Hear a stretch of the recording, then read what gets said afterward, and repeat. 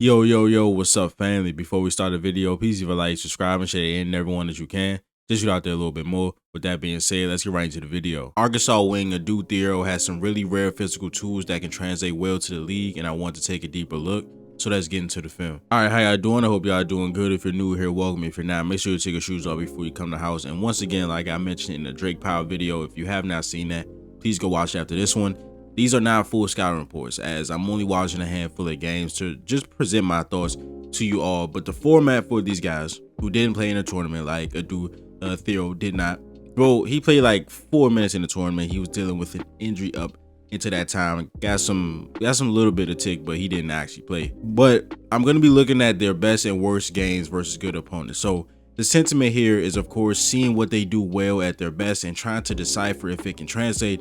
And then the bad games, of course, seeing what went wrong, but also keeping an eye on if their approach and attitude wavers during a bad game. So more of a mentality thing and what teams can do to slow down this player. So in this film session, we're gonna be looking at 3 games of Adou Thiero's season. This first one, of course, is at Kentucky with the return of Coach Cal. We have one against Tennessee. I believe that was the bad game. And then we have a matchup with Baylor and VJ Edgecombe at the beginning of the season. And just a quick glance of who I think Thiero is. He's a 6'6", uber athletic wing with a long wingspan. And he makes so much chaos happen on the defense side of the ball. That will be his calling card early on in the NBA. He is a guy that is a really good slasher. Of course, he uses that athleticism on the offense side of the ball. He's a guy that's not going to shoot the ball yet, so that is his swing skill. If he can ever develop a reliable 3-point shot, this could be a really good guy. But you see here, as this action is going on, looks like Kentucky's trying to go to some zoom action. The handoff going right there, but he's able to see it coming, right? Deny the ball right there. So Kobe Bryant, who is a fantastic shooter, he doesn't get the ball, and then he sees the cut by Jackson Robinson, gets over there, helps, and gets a steal. All right, so a little bit more into Thiero as a player and his season. He's, of course, 6'6" without shoes, 7-foot wingspan, 21 years old, 218 pounds, spent 2 seasons at Kentucky with Coach Cal. Then he transferred over with him, going to Arkansas. He averaged 15 points, 5.8 rebounds, 2 assists, 54% from the field, 25% from 3. Of course, we talked about a guy. It's not going to hit too many threes. 60.5% true shooter. So he was still able to be effective from the field, even though, you know, he can't really shoot threes yet. But of course, we talked about his calling card is the defensive side of the ball. This guy had a 2.9 block percentage, a 3.4 steal percentage, which was in the 98th percentile. And he really knows how to create havoc on the defense side of the ball. And he really gets to the free throw line. Even when guys sag off him because he's not a great shooter, he still finds a way to carve up that space, eat up that space, and be the physically imposing athlete that he is. And here we see that, like, the shot's not broken, in my opinion. I don't think his mechanics are broken. There was an Arkansas wing that the Celtics drafted named Jordan Walsh, of course. He shot about 27% from 3 in college his freshman year. And I didn't think his shot mechanics were broken either. It's not perfect, but like, if this is the shot the guy's shooting, I think it's a lot about repetition and who he goes to as far as who can develop his shot. But this is not broken at all to me. All right, so let's really get into breaking out some of these plays. Again, a guy that creates chaos on the defensive side of the ball. One thing that stood out in a lot of these games, he has very, very strong hands. When he bats the ball down, it comes loose almost every single time.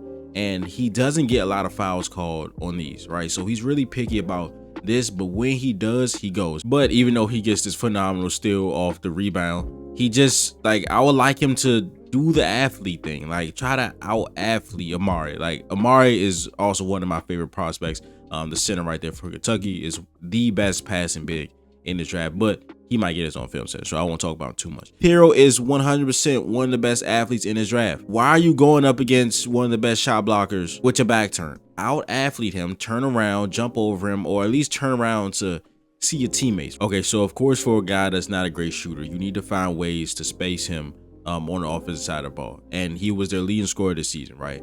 And what Arkansas did a great job of this game was use him as a screener. And Arkansas runs a lot of stagger action. They run a lot of pick and rolls out of it. They run a lot of floppy action for John L. Davis. But they really use Thiero as a screener in this game. So here they go to their stagger action. If you don't know, stagger is named after stagger screens, which are 2 of the same off-ball screens set with just a little bit of space between them.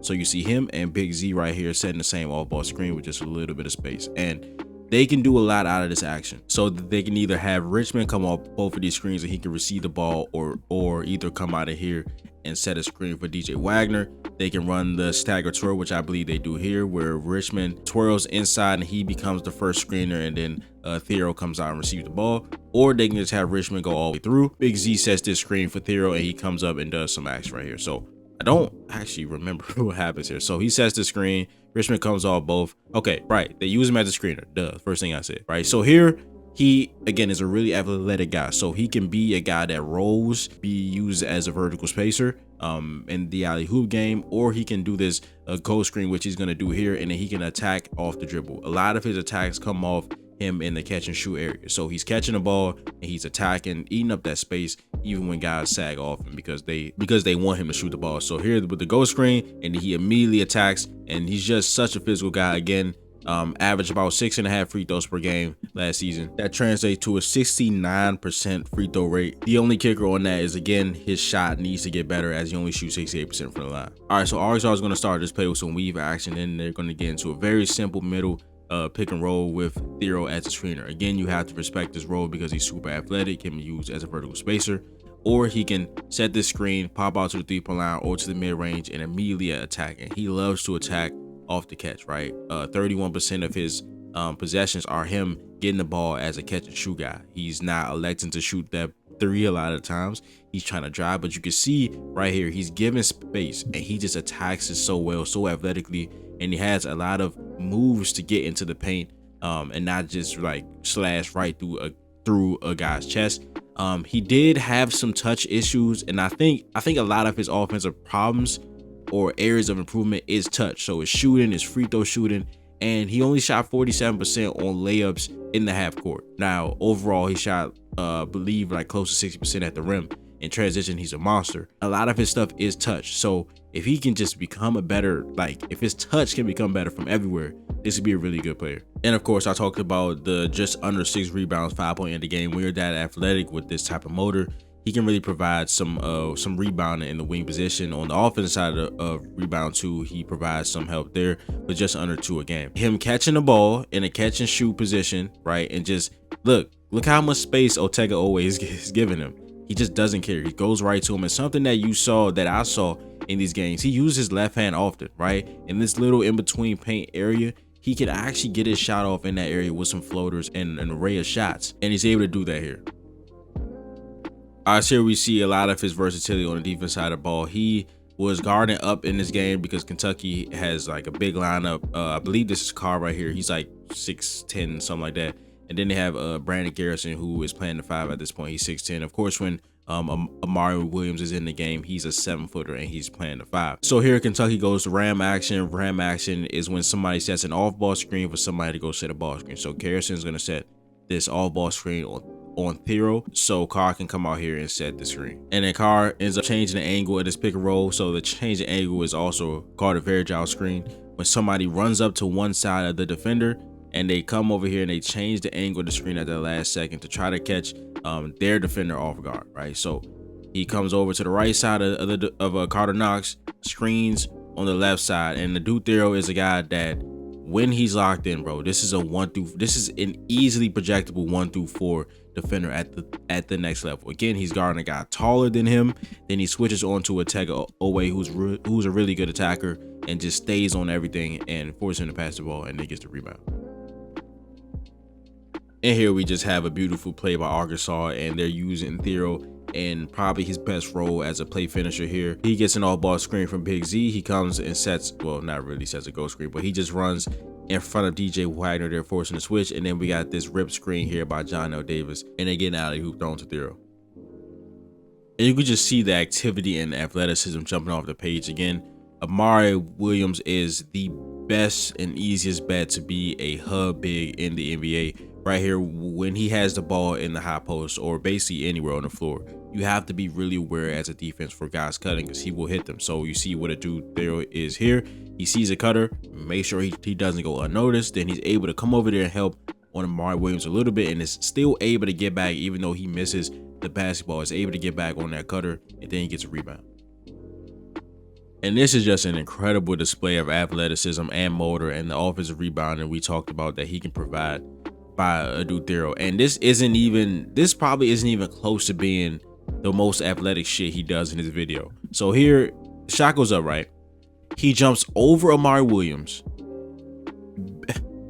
tips the ball with his left hand over him, over the rim, retrieves the ball after damn near falling on his face.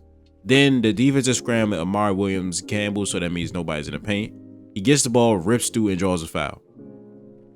And of course, with his athleticism and his defensive instincts and the way he creates chaos on the defensive side of the ball, I believe he can be a really good off-ball defender. And off-ball defense is just important, if not more important, than on-ball defense.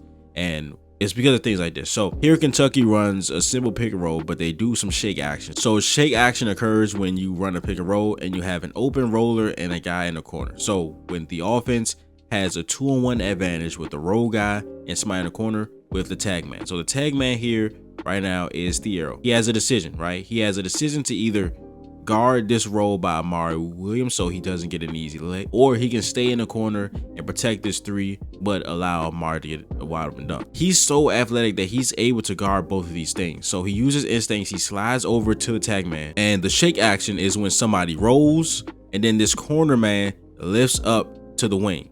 So it makes it even harder for this tag man to guard both of them at the same time, because if he stays in the corner, he can just come over here and run straight back to the corner if the pass is there. But when this guy comes over to the wing, he either has to be here and help on his roll while this guy's open on the wing, or he has to go up while this guy comes down the roll. So it's a really effective action for the offense to either get one of these things wide open. But Thiero is able to come over, and then he sees the pass and he's able to contest this shot while taking away this roll. He's able to come over there and contest on a three, and it's a miss. All right, so again, we're gonna have Arkansas using their stagger action to get Adou Thiero used as a screener. So we got Richmond cutting through the paint. PZ setting that off-ball screen so he can come set a ball screen. He sets it again. He rolls and he's gonna attack the space. We saw this numerous times. He does these really athletic hop steps, the spin move, and he's able to finish with either hand. He spins off Amari Williams. The left-hand floater gets fouled. And I mean, ain't no footnotes for this shit. This is just, you can't teach this.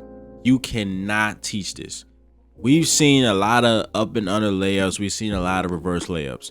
But this is full extension, full vert, a great shot blocker challenging you, full vert all the way up, all the way down to the other side with your opposite hand, and a finish. Now, in the playmaker aspect, I don't think he's like this special playmaker or creator, but he does do a nice job of finding guys. So I think he could be a connecting piece in the NBA. Not like this super high IQ field guy, but he can most definitely make plays for his teammates.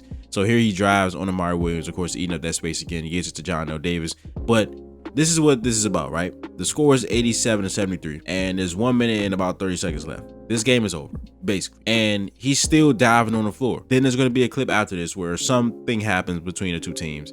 And it just shows that he plays until triple zeros are on the clock. And I love that about a player. All right, so I read a couple articles. I heard Coach Cal speak. I heard some of his teammates speak. And a recurring thing about him was, of course, his leadership, but the way he motivates his teammates. And it seemed like he was really the voice of this team, right? So Arkansas and Kentucky get into it a little bit at the end of this game. And I believe it's between Amari Williams and Richmond 24 here. And watch Thiero here, right? Now, I don't advise all leaders to be jacking up people. It seems that he has this authority on his team, or at least he had this authority on his team. He just jacks up Richmond.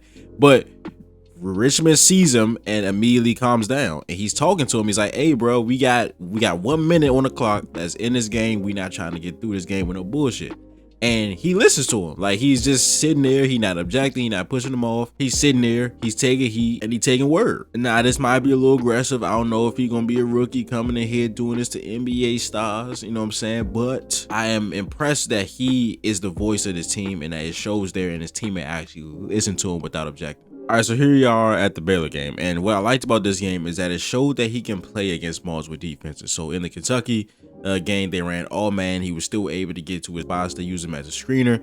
And he was able to eat up that space and still drive and get to the free throw line. In this game, Baylor ran zone for damn near the entire game. And I will show you guys that he was still able to be effective in a defense that is allowing the team to shoot the ball. So Baylor identified that, hey, this isn't a great shooting team. Let's force him to shoot.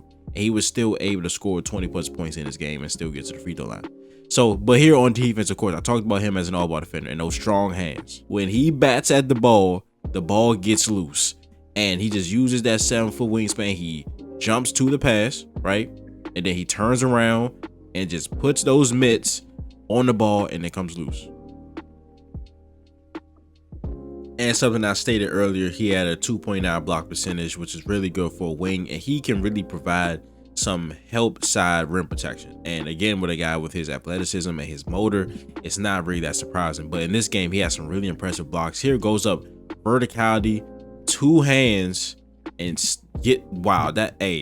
two hands. He just turns around, sees somebody driving, goes up, 2 hands, blocks a shot. All right, so Bailey here does a nice job setting the step-up screen close to half court. A step-up screen is a screen set towards the opposite baseline. So you see his full body is facing this way. And what this does, it gives your guard a runway to the opposing big. So Big Z's out of the paint. Oh no, what's the rim protection like? SWAT.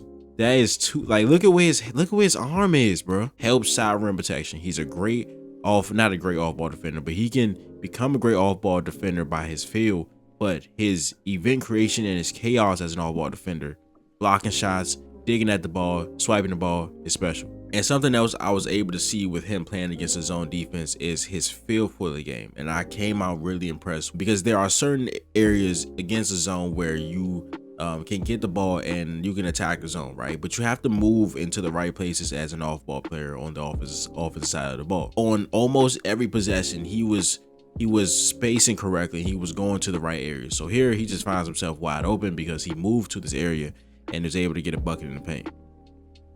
All right, so here again, just showing his versatility. He's over here in the corner, and his ability to guard smaller and quicker guys is like, he's just clouding them with his wingspan, and he's also like laterally quick and is super athletic. And here off the ball, he almost goes for he tries to go for a steal, almost gets it. Good help there by Boogie Flan slowing down the offensive player. And then here he just completely stops this drive. Then he's in perfect help position to deter VJ Edgecombe from doing something. And then again, the shot clock going down, 6 seconds on the clock, and puts his hands in the crossover lane, stops that ball, and they force a miss. And again, of course, things can be improved, but this is not a broken shot to me. Like, in the zone, they forced him to shoot some threes. He didn't take too many of them, I don't believe. I think he took like 3 or 4 for him is a lot, but he hit 2 in this game, and it's not broken. It could be worked with. And again, we got another one looking really good off the driving kick. And here he literally looks like a cornerback right here, just reading the eyes of VJ Edgecombe, seeing that there's an open player and stealing the ball. And here he just floats where the open space is, and he takes the mid-range jumper again. That looks good. And we saw him guard the opposing point guard, stops him from driving a couple times, puts his hands in the crossover lane, almost gets a steal, and then guarding a bigger player. Again, when he bats the ball down, the ball comes loose, bro. Them strong hands force the ball out of bounds. All right, so here again, does a nice job of getting to the open spots into the zone, gets to the top of the key, sees that a small defender, goes, jump stop, stays on his pivot, and again, the touch, the jumper looks pretty good. And yeah, man, it's just some decisions in life where, you know, it's better off to just cool it. And for number 15 right here, it's just cool it, brother. Just cool it. You don't want none of that. And here again, showing that uber athleticism, providing some help side rim protection off the offensive rebound against VJ Edgecombe, one of the more athletic guys in this draft. He just, Jesus, like he just all right, sure, we got him as a screener in the zone, pops out to the open space, again drives on a small defender, and the contact finish again with the left hand. He's very comfortable using his offhand when finishing. All right, so according to basketball, I totally forgot to tell you guys how I was determining their best and worst games. Sorry. So listen, there is this thing on Sports Reference, which is just basketball reference for college. They have the game logs, right? And they have this stat in the game logs called game scores, like a composite score of the players' stats, their plus minus, and all that stuff from the game that they played. So I just sorted that by best and worst. I took the best opponents at the top, and I took the best opponents at the bottom. Of course, I looked at the stats and the box score stuff to like determine if they were really what they say they were. And this was one of his worst games of the season, of course, against a really good Tennessee team. So he had 6 points in this game. He had 4 fouls, 2 turnovers, I believe. And it was a tough going for him, but this was one of the more confusing games that I've watched because, well, I'll show you guys later. But in this play, again, you see those really strong hands. He goes down and the ball comes loose. All right, so what Tennessee was able to do in this game was really clog the drive lanes, and it felt like Thiero was a top priority on the scouting report. And Meshack is also just one of the best defenders in college basketball. But on a lot of these clips, you'll see like them in really heavy gap help, and he just had nowhere to drive. And if he did try to drive, so he was driving into a really strong person. And on this play, Meshack was just able to be his great defensive self and get a steal on him. And again, we talked about his versatility, being able to play up and down the lineup. Here he's guarding a 7-footer. I think that's Milicic, I believe. Yeah, that's Milicic. And again, the strong hands, when he bats the ball down, the ball comes loose. But again, he's just giving up like 4 or 5 inches in height. Gets scored on here. And again, Tennessee in great help position as he drives, forces him to pass it out and it leads to a turnover. All right, so here's still guarding that 7-footer, Milicic, and he's sitting back waiting for this action to happen. The pop is open for a second. He gets up, jumps at the pump fake, but he's still able to get back to turn the drive, force a pass out. Then shot clock running down. They get the shot up, they miss. He gets a rebound and a really athletic drive, taking it coast to coast with this high step through right there and finishing off the glass. And again, he just looked unlike himself, like bobbing the ball, passing right there. He doesn't get in. Then he gets the ball back, and again, just great help defense here by Tennessee and Zachazi Hiegler forcing the pass out. He just, I don't know, they really prioritize him as a driver, and of course they sent a lot of help, but sometimes a little lost on the court. And there's gonna be some plays later where I show my confusion, because there are some plays where he's just lost and he doesn't feel like he's into the game, and then the play directly after that, he does something incredible that requires a lot of effort and motor and a lot of focus. So we'll just have to see. Because again, I talked about like on that last offensive possession, he's just like bobbing the ball, lost, and then he gets help defense. He makes the correct play, but just bobbing the ball, just not focused, right? Please watch this. What is that? That's legit one of the most athletic blocks I've ever seen. Like, Chaz Lanier puts this all the way back, and this just has no chance whatsoever, none. And he bats it and then stares him down. All right, so here again, showing impressive touch in the mid-range area close to the paint, gets that screen there to step back one-legged mid-range shot. Here showing some of that playmaking, just making the correct play as he sees Tennessee helping on his drive. Got one person right here at the elbow. Then we got Zachazi Hiegler here coming off the corner. He makes a nice pass, and Boogie Flat makes the mid-range jumper. So like I said earlier, he had 4 fouls in this game. He picked up a really like dumb foul here. He reached on Zachazi Hiegler at half court, but there was some ticky-tack ones, but there was a couple times in this game where Coach Cal had to sit him down because of either foul trouble, or there's just some plays that, you know, he was like, he just seemed lost, and Coach Cal took him out a few times. And this play, like, he plays pretty good defense here. He switches up very high on Chaz Lanier, which is a guy that you really have to because he's a great shooter, but then he just like gives him a lane with nobody helping right here. Now, if DJ was here in help position, I guess, but he's a good enough defender where he doesn't, like, he's legit giving him the entire lane. Like, he's not even shading him to a side. He's legit just giving him this lane. Now, he's athletic enough to get back, of course, as we've seen, but then he just like gets a tripping foul and he has to come out the game. And then the first play of the second half, he just comes out and he dives on the floor. So yeah, just mixed signals here. All right, so he finally sees like a one-on-one opportunity. He sees the sliver space, so he takes it, tries to go one-on-one. The help by Tennessee ends up coming late and he gets stripped. But like, look at this. I don't know. I don't know. Every time he does something, the immediate play after or a couple plays after that, he does something else. So I talked about like seeing a guy's best games and his worst games, to see how they act mentality wise in their bad games, see if they waver. He wavered possessions in this game, but then he would do something like this. So he's never fully out of the game is the good thing that I'm seeing here. And here coming off the Spain action, he has an open slither here, but it's closed by Meshack here. He knows that he's not going to shoot the ball, so he just closes out with his hands down and still is able to play great defense and just make it tough for Thiero. And here again, he just gets lost on one of the best shooters in college basketball, not paying him any mind, just gets lost off the ball and they get a 3. But then again, he shows the versatility on the defense side of the ball, checking the guard, taps that pass loose. Then he switches right back on him and plays amazing defense and gets a great contest. We talk about that uber athleticism right here. Guesses correctly. Don't jump 11. So this kind of encapsulates what I'm talking about on the confusion aspect, because he technically gets blown by here, has help defense, so he recovers. kind of gets blown by again, but then it's just a great contest. Like I don't really know what to say about this. And then here he ends up getting blown by again by who's a very quick player in Zakazigwa, but he gets blown by again, but you can obviously see that this shot had absolutely no chance, and Zakazigwa knows it. Like this had no chance in the world.